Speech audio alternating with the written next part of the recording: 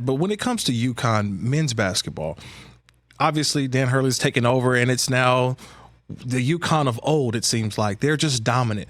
They're dominating every single team that they go up against, Nicole, but it's also to a point where they don't have those signature names, those star players. They're just a basketball team. I'll be honest, I can't name 2 or 3 players right now, but yet when I watch them, they all play a brand of basketball that works, a brand of basketball that no matter what, everybody seems to be involved. And at the end of the day, you're looking at UConn and not the individual players. I feel like that type of basketball is not celebrated enough because everybody's looking out for me, the NIL deals. How is Coach Hurley getting it done at UConn?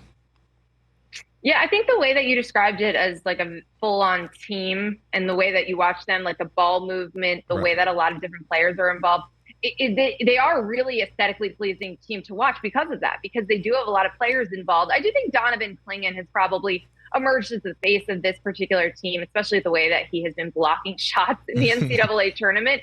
And I just don't know what you do if you're an opponent trying to prepare to go up against that, because it's just impossible to replicate.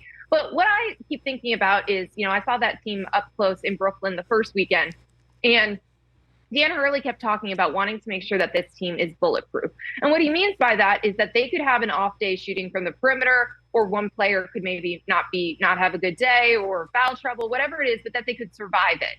And that has shown, because they've had these moments. I mean, I covered a game when they were playing Northwestern. They shot 13% from 3 and they still won comfortably. They still had those stretches in the second weekend as well, where they weren't shooting the ball that well, but the defense is so good. It's so elite. They can block shots. They're so aggressive. They got a 3-headed monster in terms of scoring on most nights. And so they are bulletproof.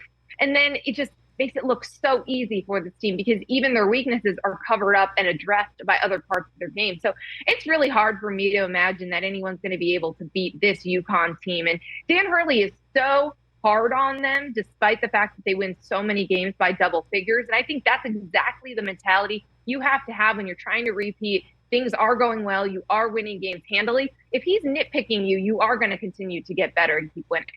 Yeah, you keep winning, and then you find a way to just create dynasties. And that's what they're trying to create. Very similar to what UConn basketball was in the early 2000s, late 90s, and then even the women's basketball team having an opportunity to join North Carolina State as having both the men's and the women's teams in the Final Four. Catch the Rich Eisen Show every single day on the Roku channel, 12 to 3 Eastern, for free.